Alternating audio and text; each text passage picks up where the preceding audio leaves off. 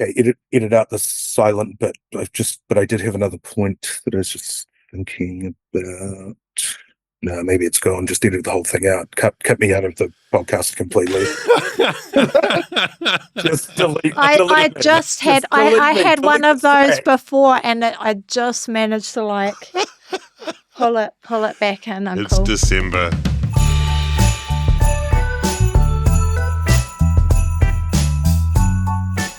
Kia ora tātou. This is By Lunchtime. It's Wednesday, the 10th of December. And this, ladies and gentlemen, is our final normal service podcast of By Lunchtime for the year 2025. Thank God.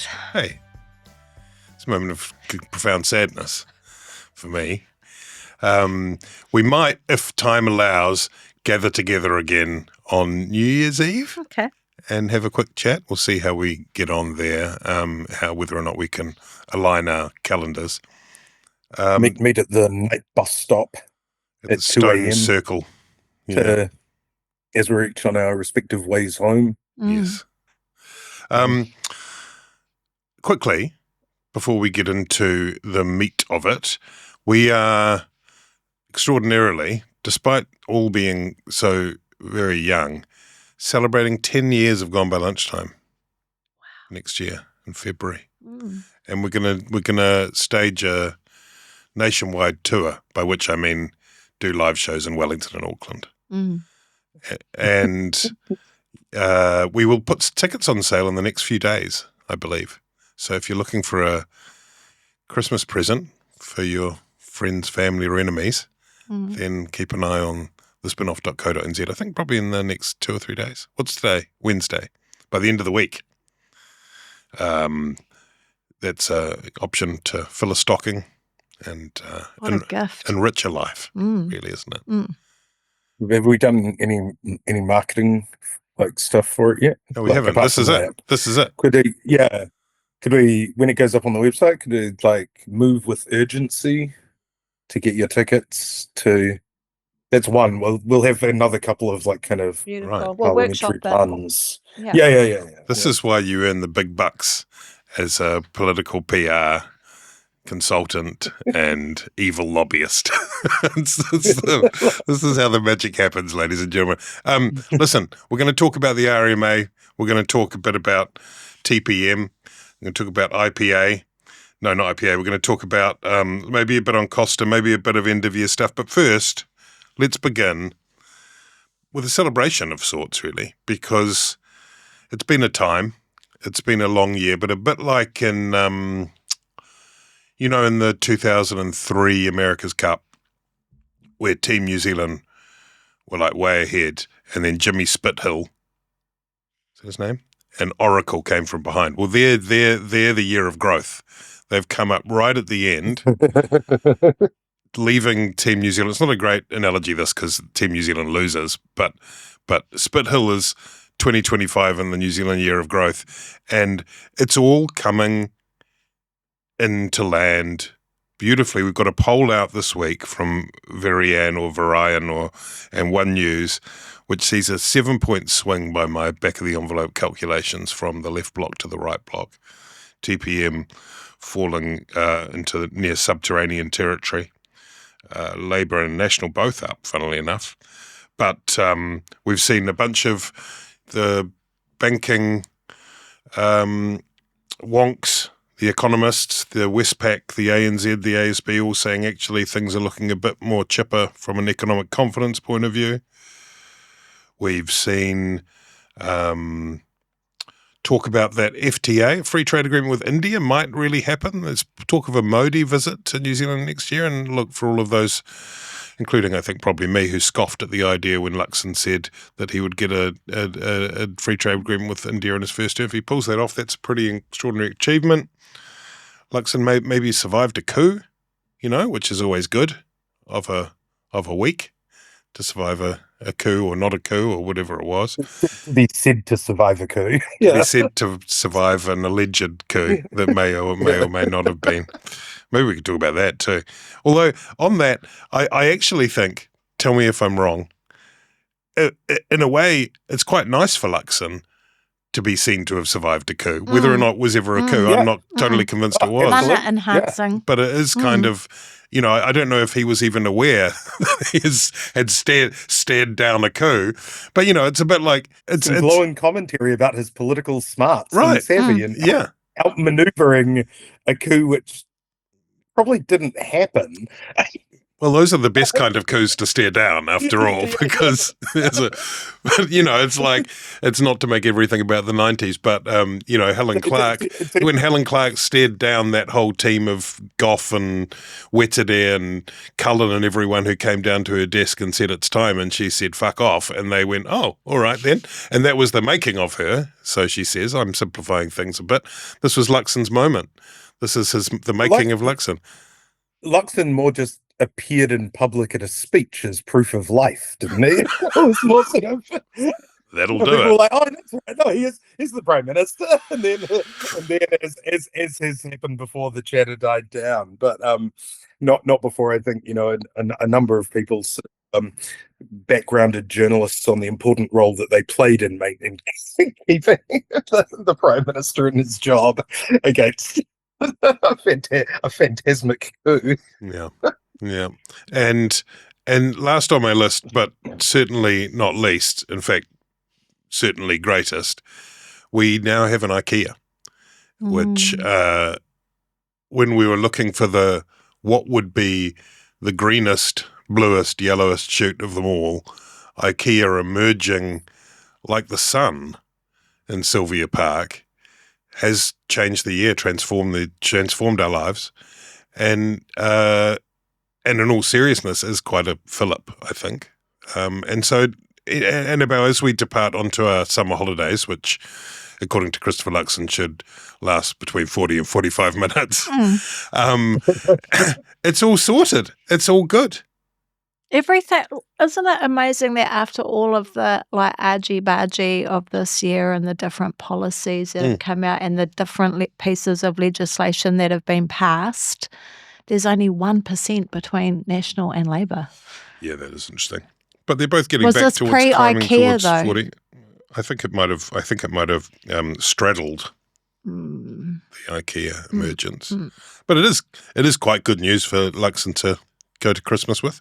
It is good news for Luxon. I think he'll be very pleased about that. But also, if you look at it in isolation, not bad for Labour either, only 1 point behind, except as a bloc, it seems like Te Pāti Māori have really, those dramas have really, obviously they've got their party vote has crashed, but in terms of everything that's happened, the mantra throughout from Te Pāti Māori has been that our number one priority is to change the government, and on these numbers, that's not going to happen. Ben, the other number in there in that One News poll is economic optimism is up by 6 points to 42%, which is kind of an important indicator. I don't know whether we might get another Taxpayers Union Curia poll out this week. We've got GDP numbers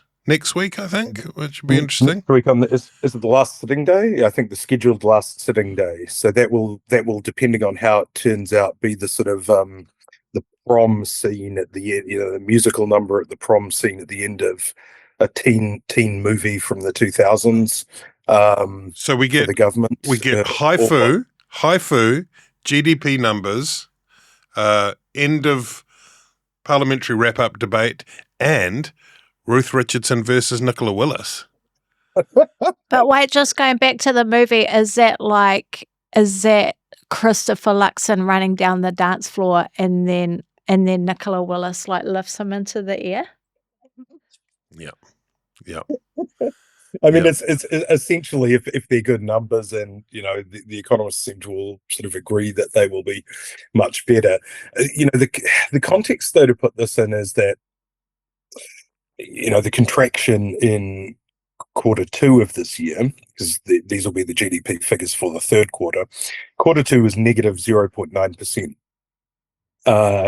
and we saw with the Crown accounts that economic slowdown means $700 million less Crown revenue than was anticipated at this time of the year. That's got fiscal flow-ons for how much money there is to spend next year in the budget.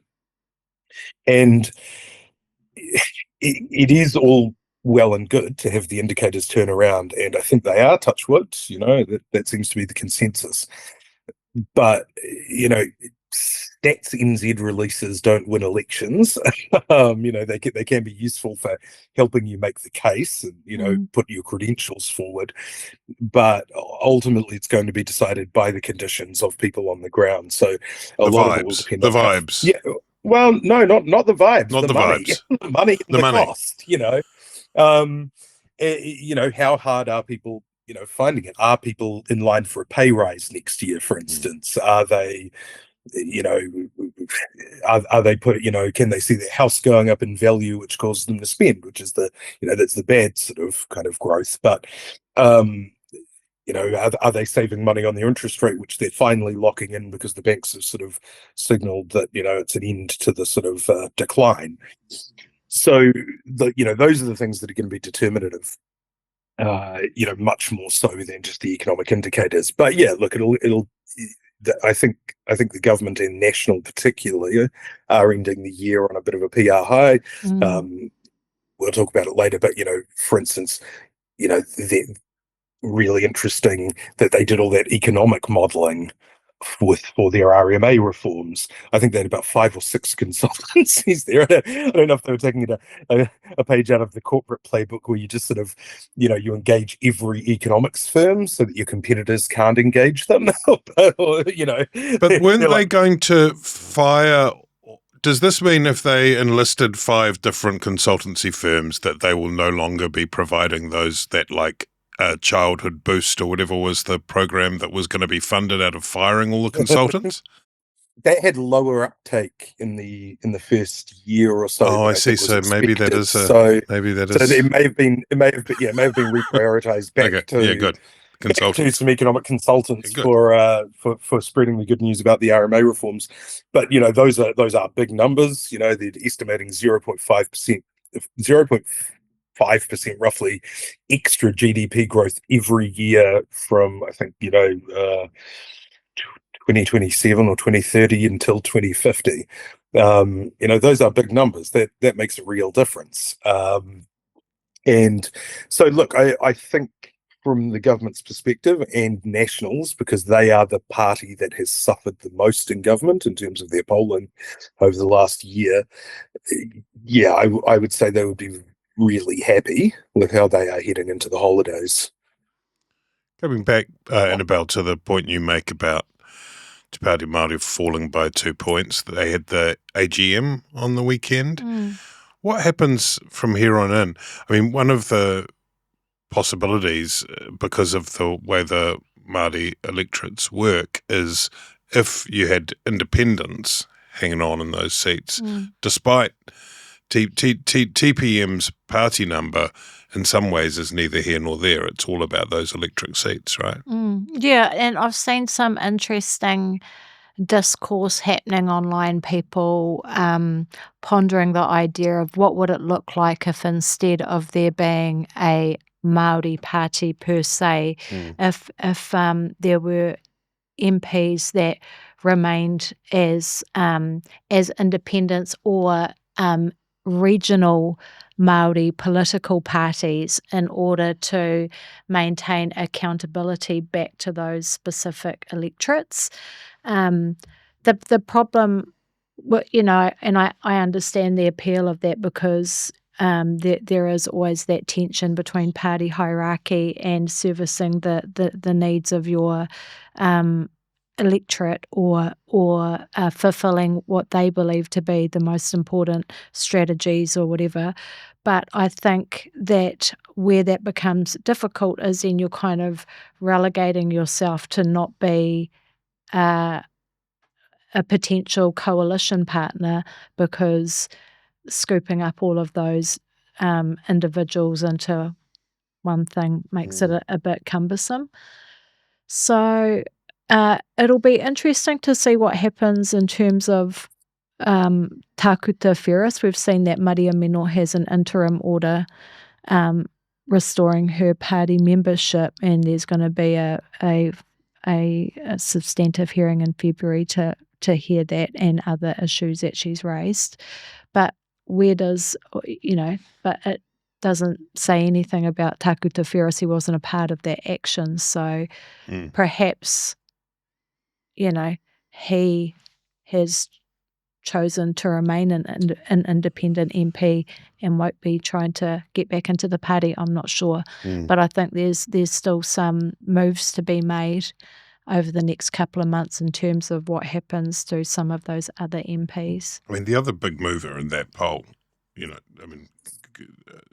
ACT is pleased with going up 2 points, and they were quick to celebrate that they're coming third in the poll, just getting a nose in front of New Zealand First. But the Greens have gone down 4 points to 7%. I mean, there's been a sense that the Greens have been kind of immovable to some extent, despite having all sorts of setbacks, many to do with personnel, a range of other challenges, some avoidable, some not. Going into election year, they've also put out an awful lot of policy this year, which was an interesting sort of strategic decision to, more than any other party, laying out here is our manifesto, essentially. And it tended not to get a huge amount of coverage, but it's there. I don't know what happens next year. I mean, you look at the UK where someone like Zach Polanski has really grabbed a whole lot of attention. Chloe Swarbrick, I think, is at least his par in terms of being able to argue the issues. Some of us had talked about the possibility that, you remember back in the days when Labour was in a state and Russell Norman and Mitiria Ture became almost the default opposition in lots of ways. The Greens haven't quite managed to do that, for partly because Labour haven't fallen apart, but also the Greens just haven't quite fired this year as some might have expected. The interesting thing about them is that their support held up so well through so many sort of scandals and crises, and then when they've been kind of bubbling along quietly, it's collapsed. And it's quite weird because, Te Pāti Māori has gone down by this poll 2% and the Greens on 4%, and Labour's only picked up 3% of that. So, where's that other 3% gone? Also, top down. Shocking. That's after the appointment of their new leader. She had. It's interesting, isn't it? Like, I mean, some of these things the numbers are quite small, so we need to be careful not to read too much into them. But I would have thought Top had their best month for years. Poll says no. Poll says no. But where has that other 3% gone? It seems like it's gone over to, well, according to this, it's gone over to ACT and National, so that's interesting. Yeah. I mean, it's hard to say from one poll because you do get the sort of sampling errors and or just the variations in the samples. And I would be surprised if that was sort of really where the Greens were tracking. I suspect this is probably a bit of an outlier. A rogue poll, Ben Thomas. At the same time, I think, Labour and the Greens together would really want about 45%. That would be a sort of natural kind of level for them. And, falling a bit short of that in most polls currently. I think that the dissolution of the Te Pāti Māori certainly seems to be working for Labour. Their polling has been rising across a number of polls as Te Pāti Māori as the travails of Te Pāti Māori. And I think that's exactly where Labour would like to be. And the communications that they're giving are very clear cut. Hipkins is basically saying they're going to chase them down and beat them in every Māori electorate, that there's no way of talking about them being in government. So I think Labour is certainly looking to kind of kill off Te Pāti Māori. You would imagine a few of those MPs will certainly survive in their electorates, but it doesn't look like they'll get much in the way of party vote while they remain fractured and splintered. which, again, returning to the RMA, the RMA announcements huge implications for Article 2 rights under the treaty, basically the most fundamental treaty rights and applications of the treaty principles over the years, to do with natural resources, to do with whenua. The chief's land is in all the versions of the treaty. There's no way of going, oh, that's the English one, that's the Māori one. It's both of them, really clear cut. These reforms really, really, really restrict and cut those back from the status quo. And meanwhile, Te Pāti Māori, the kaupapa Māori party, wanting kotahitanga and a united front against these swinging attacks on Māori rights, is in court making submissions over the meaning of the weary cat emoji. And tell us what you mean by that. You shared that with us the other week, but tell us what you mean by that.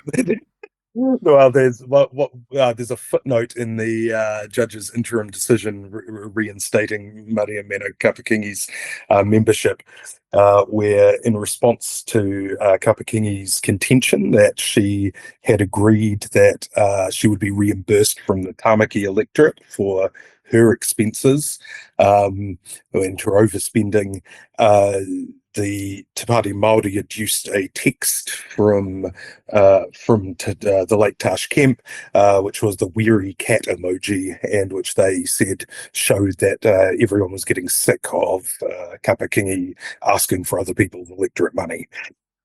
Yeah, and the point's been made by you both on this podcast previously, that while there's been this sort of falling apart, implosion, disemboweling within Te Pāti Māori, there has been absolutely no shortage of issues that are of considerable interest and importance in Te Ao Māori, whether it's the marine and coastal areas reform, and now this. Let's get into the RMA stuff, because people are eager to hear about the RMA reforms. This is the Chris Bishop, who's been very busy over the course of this term, has revealed the main chunk of the RMA reform, the biggest once-in-a-generation reforms announced by Chris Bishop since the big once-in-a-generation reforms announced by Chris Bishop a fortnight ago, in terms of the disappearing of all the regional councillors and so on, which of course is tethered to this.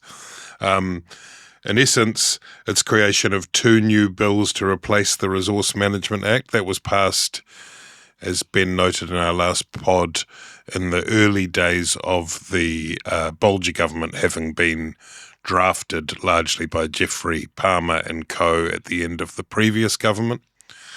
The 2 new bills, one is a planning bill, one is a natural environment bill, respectively addressing the planning and use of land, whether or not you can, as Chris Bishop has noted many times, the key issue of whether or not a council should be able to tell you where you put your front door or not. You will no longer be able to have that edict from a council, among other things, colour of houses, all that sort of stuff. And then the natural environment bill is about the resource impacts and impacts on the environment and so forth. Critically, these 2 bills are a svelte 744 pages, down from the 996 pages of the RMA. What page are you up to so far, Ben? I was 20 minutes late for this recording because I've just finished section 13. Okay. So, well, why don't you lay it out to us? I mean, very quickly. There are some of the sort of top lines include that 100 plans so far are being reduced to 17 is the idea. There'll be a planning tribunal to move things forward. I think the suggestion about half as many projects will need consenting. There's also this idea called regulatory relief, which you're interested in, Annabelle, in terms of the kind of civic laxative of providing relief, quote, practical relief mechanisms when imposing restrictions such as heritage protections in significant natural areas, i.e. the idea being you bought plot of land, and then you get told that's now a significant natural area, that you can say, give me some compensation for that, please. You bought a block of land on the East Coast and you wanted to plant all of it in pine trees, and then someone says, maybe more pine trees isn't a good idea. And the council goes, yeah, it's not a good idea. And then the landowner goes, okay, then well, you're going to have to compensate me because I love pine trees. Give you some vouchers from the local paper Yeah, plus. I think the takings clause, as they call it, is more limited than that in the actual bill. It's really come down to sort of, kind of heritage designations, and wagitapu is one of the exceptions, and special natural areas. But basically, where the council sort of says, no, this is a sort of special area that you can't really do anything with, or you have to leave by itself. Not really clear. There's a range of options for councils to use in that situation. You would think probably the obvious one is rates relief, where you just don't get rated for that part of your land, which will probably be seen as pretty inadequate by the people who are forced to endure areas of natural untouched beauty on their land. But from a kind of overview philosophical perspective, the idea is that it's trying to tilt the planning mechanism more towards a starting point of private property rights, predicated on that, and other things then move around that. Ben, can you pick up where you left off in terms of what you're seeing this new pair of bills mean insofar as the treaty is concerned?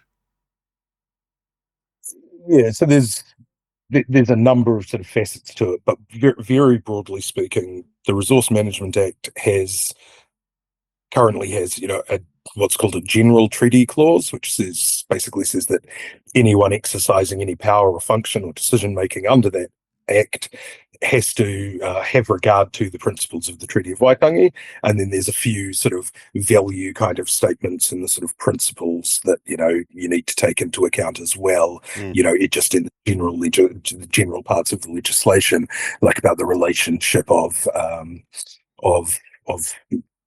tangata whenua to the land and that kind of thing. That's all gone from the new act or the new bills. They take a prescriptive approach. So from those sort of that generalized approach in the RMA, where then there's been jurisprudence in the courts, and councils have developed ways of formalizing engagement with iwi and tapu in the areas, and those requirements are basically the new bills kind of codify specify the points at which mana whenua are sort of engaged in the planning process, and that's mostly going to be at the kind of the level of creating plans. They are parties who get input into those plans. They have to be consulted when making a land use plan, which I think is the new equivalent of a district plan, and spatial plans, which are the setting out future infrastructure sort of development pathways. But there's no special weighting given to mana whenua, which there is under the RMA through various mechanisms, including the General Treaty Clause. There's no special weighting given to the interests of iwi groupings under the treaty in this new legislation. That's probably, I think, the key difference. And then there's also, because the fundamental sort of approach of this bill, of these bills, as you said, they're kind of more based on property rights. So, and they also want to be a lot more sort of certain in terms of, what the trigger is for actually getting a resource consent. So most things, as long as they don't have too many externalities, and they list the kind of externalities that are relevant, and they take away others, like you don't like your neighbours the colour of their house or whatever. So the threshold for being an interested party who's allowed to contribute, to have a say on a consent application will rise, and without that sort of treaty weighting or anything, that will cut out tangata whenua groups as well. So that's more of a feature rather than a bug. But I think particularly removing the sort of weighting of treaty interests that's a hugely significant change. The other thing is that many iwi have particular sort of consenting or plan making arrangements over specific natural resources in their treaty settlements. There's just a clause in there that says, well, basically the councils have to kind of give effect to those provisions as best they can under the new regime. You've got to sort of sort out an equivalent. Not really clear how that will go in a lot of cases. There are some, I think, there's certainly some upsides. Like, I don't think that in designing this, Chris Bishop and Simon Court, who's the Undersecretary for RMA reform, they certainly haven't gone out to sort of, weed out any possibility of Māori participation. There is one of the areas where there is a special weighting is for what they call identified Māori land, which covers things like customary land handed back in treaty settlements, various things like that. The local iwi authority will have, will be given a lot of weight in terms of the spatial planning for those areas. And I understand that's actually kind of a direct response to, the way that, post the signing of the treaty, often infrastructure development was done far away from Māori communities, a long way away from where it was actually needed. And so it is, and I think that's in there as a mechanism to help, Māori communities, etc., be developed and get the fruits of infrastructure development and progress. So, I think that's a bright spot. But overall, it is a big diminishment of the current rights enjoyed under the RMA.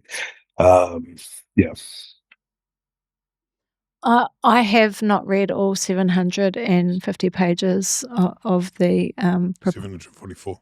Oh, sorry. Yeah. Well, I haven't read those either. But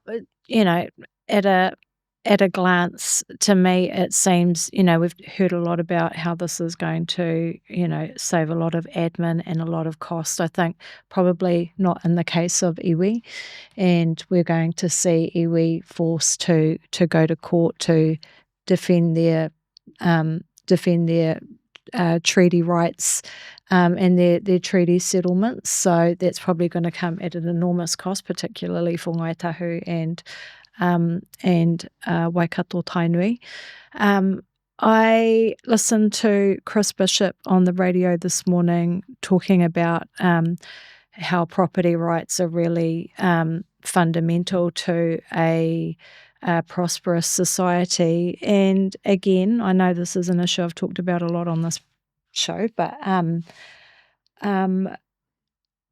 for me, the property rights argument is a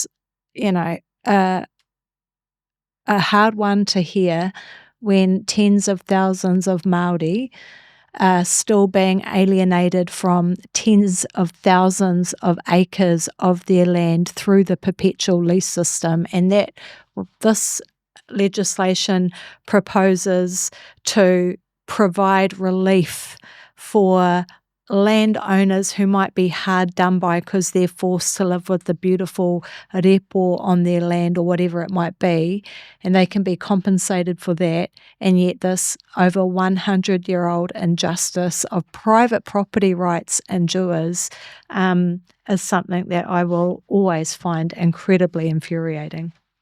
I think one of the interesting facets of it, and a lot will depend, I think, on, I should mention, by the way, I've got iwi clients. These are not their views. It's much too early for anyone to form sort of concrete views. I haven't discussed it with any of them. This is just me riffing. But I think a lot will depend on how particularly the big iwi decide to approach this. There is a question about, well, all treaty settlements were concluded against the backdrop of the RMA. And the vast majority were concluded against the backdrop of these council processes and relationship agreements and things that had been developed.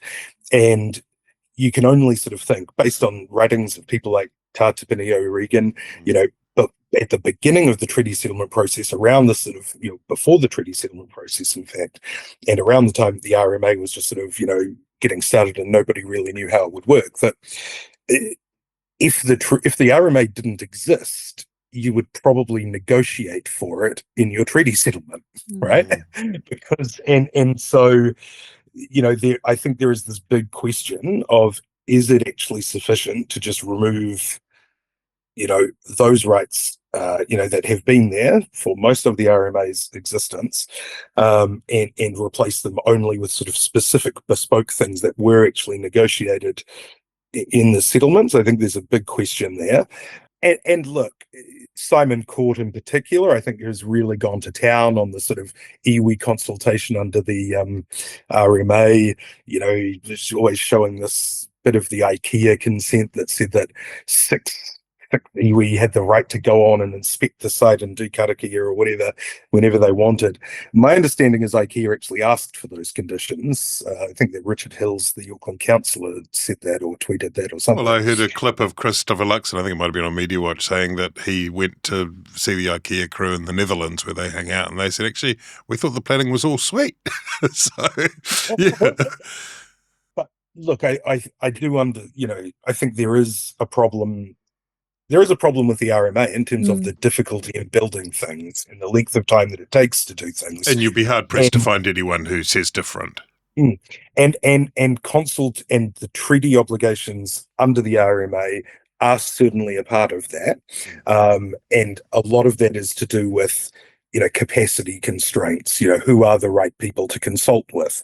I think we have seen agencies, for instance, do tend to go kind of quite wide in terms of who potentially interested treaty parties might be. It's not generally just iwi authority. They'll often go to all sorts of different groups. If you're dealing with, say, a local marae, you are dealing with a big capacity issue in terms of, if they get presented with a 300-page resource consent application, you're not going to actually be able to find anyone who who can properly process that there.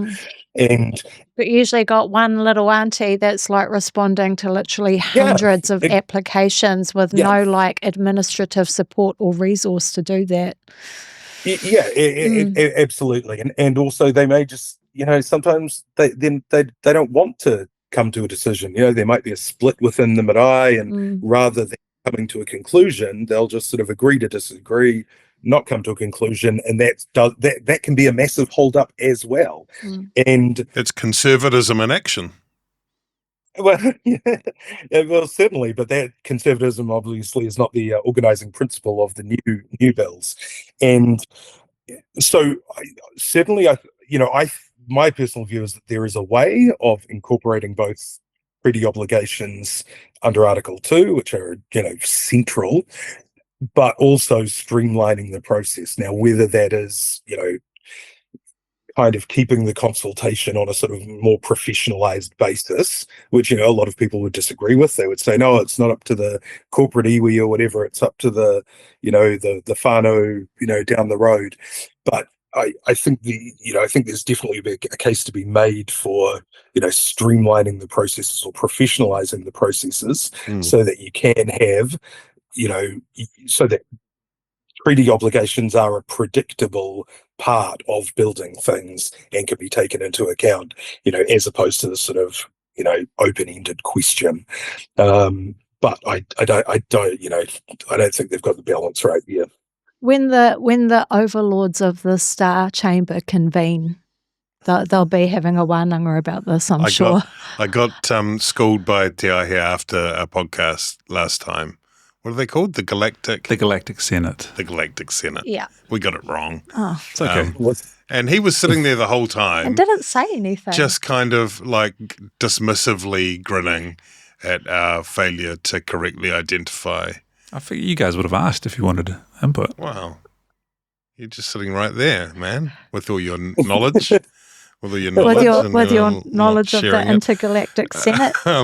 It will on the interesting column on the Spinoff this morning by Joel McManus, in which he suggests that Bishop is Mr. Abundance in New Zealand for those people who follow all that sort of stuff out of America, which is quite an interesting idea in terms of freeing up the Ezra Klein of New Zealand as Chris Bishop, maybe. The other interesting thing, the last thing to say about this is that it's notable, I think, that the Labour Party has not gone fully opposition. They've left open some room to engage with this, which has got to be positive insofar as, like I say, no one was like RMA's sweet, thank you. In fact, Labour had done their own reform in two separate bills, which had been passed before the last election, before being summarily executed immediately afterwards. The thing that I think will be interesting, and I haven't heard or seen a response yet, will be what Rachel Brooking says, because Rachel Brooking is a very well-informed former RMA specialist lawyer who is not especially, I wouldn't have thought, interested in adversarialism for the sake of it. So, it, could be, who knows, a constructive select committee process out of which something workable forms. I've seen a few Labour people, including I think Carmel Sepuloni on RNZ this morning, say, "Oh, well, a lot of this is just Labour's bills," and in a sense, that's right. Both bills, sort of structurally and in their form, both actually look a lot like the RMA. I suspect that somewhere at the Ministry for the Environment, they just have a Google Doc called Resource Management. And then every time there's a new government, they're just like, hop in the dock. Let's, Sure. But and there are definitely certain formal features that are very similar to the Labour's reforms. I was going to say proposed, but they actually did pass them. They just never got into effect. Which is to say, these regional committees, so more planning on a kind of regional basis, less of a role for sort of local government or the local councils, streamlining, reducing the number of principles that you needed to take into account. The fundamental difference, though, is the organising principles and the overarching sort of purposes are very, very different in terms of the emphasis. The purpose of Labour's reforms was something called oranga o te taio. Health of the environment, well-being of the environment. Yeah. Well, when that was consulted on, the major submission from infrastructure groups, environmental groups, and some iwi was, we do not know what this is. Honestly, this is what makes me the most sad about all of this is I miss the old names of legislation that we used to have, like the town and country planning bill and the soil and water legislation and the dirt and stones and the bill and when you can and can't pump poos into a river. You should introduce old-fashioned legislation, good names like that. Bill, but every bill needs to be run past Annabelle for making it sound a bit more make village. it sound more hokey. Yeah. Well, that's right. This in a way, this is a bit of a throwback because the purpose of Labour's bill was to protect oranga o te taio. The purpose of the planning bill is to develop plans for building things in New Zealand. It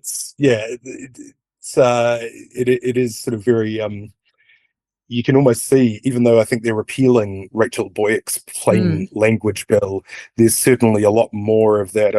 I did, knowing Simon Court's predilections, I did do a search for the word spiritual in the new bill, which appears about sort of 3 or 4 times in the RMA, and no appearances of spiritual in the new bill, which should please some of their supporters. There's KPI achieved.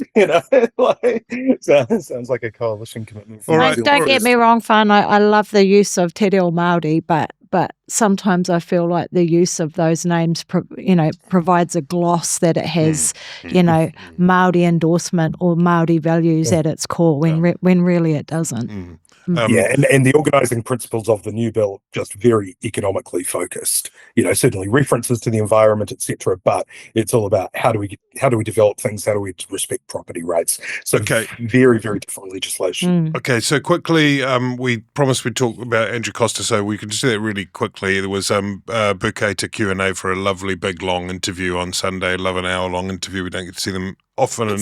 Skipped by though, didn't it? It didn't feel like an hour. Good. I listened to it. I didn't watch it. I listened to it. So I don't know. Maybe there was a lot of Steadicam in there. I'm not sure. Seemed to me. Don't know what you think, Annabelle. Fair enough for Costa to lay out some things, reminding people of the context in which the decisions were made. I.e., it was not known. McSkimming was not formally a disgraced police figure at that point. Very weird and unfortunate mention of the word hysterical along the way from Costa, which Michelle Duff has written about on the Spinoff, helpfully.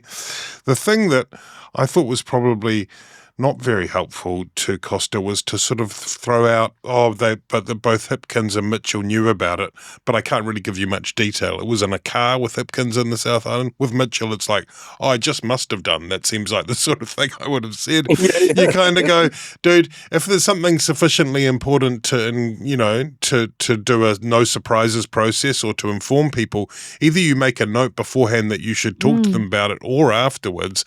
I'm not sure you're helping your case much here at all. Exactly. I was left wondering if he, his words were, I felt it was important for Hipkins to know what I know.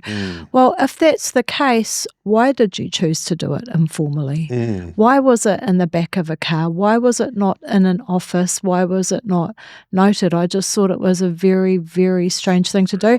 I was pleased to hear him speak in defence of Tanya Kura. I think that she's been very hard done by in all of this, and Chambers' criticism of her and her well-being check that she conducted for misgivings was a really unfair assessment of what she did. So it was good to hear Costa stick up for her. But again, on the issue of briefing the ministers, I just don't understand why you would bring it up if you actually haven't dotted your I's and crossed your T's by doing it in a proper formal manner. For sure. And he did have a point too, I thought, Ben, very quickly in terms of the corruption point that ended up getting thrown around a bit in terms of everyone, whereas the IPCA hadn't mentioned that. And, you would have thought that if you're Costa, for all that he made some appalling misjudgments, I think on reflection, that takes it up a big category, doesn't it? Well, yeah, you'd probably want it on the public record that there was no criminal activity on your part. But at the same time, I mean, pretty long interview to sort of say, what I wrote it down on a piece of, I wrote the McSkimming stuff down on a piece of paper, and I left it on the same chair that Casey Costello gets tobacco policy from, just I left it in the drop box. Yeah, we were driving along the Kaikoura coast, and I steamed with my mouth onto the window and wrote McSkimming and then Hipkins and his security. Costa's like, I stood facing the endless ocean on the west coast. I picked up a shell, drew it to my lips, and I unburdened myself with the McSkimming saga. How could he not understand? I mean, that's the whole thing. The charge was he didn't take any of this seriously and didn't follow the proper processes. And his defense is, I just casually mentioned it in an informal way, expecting no sort of follow-up. Like, okay, QED. Like, I mean, unfamiliar situation, I think, for Costa not to be the good guy because he's the sensitive, caring, we want to tough on the causes of crime or whatever, but Now Mitchell and Hipkins are homeboys. They got each other's back. That's right. He's right. And also throwing out both allegations at once. Besties. Like, tactically. It's like, yeah. The odd couple that we did not see of 2025. The future, that's right. There's the coalition. How is it that you guys got to know each other so well? Well, we were chatting about how we'd secretly been told this information that we'd refused to reveal. And then before you know it, we'd agreed a coalition deal. All right. We were going to talk about our star performers, but I reckon let's hold on to that and let's discuss that when we convene on New Year's Eve. So tune in again for that. Let's say goodbye. Okay, bye. Merry Christmas. Say bye. Bye-bye. Yep. Bye-bye.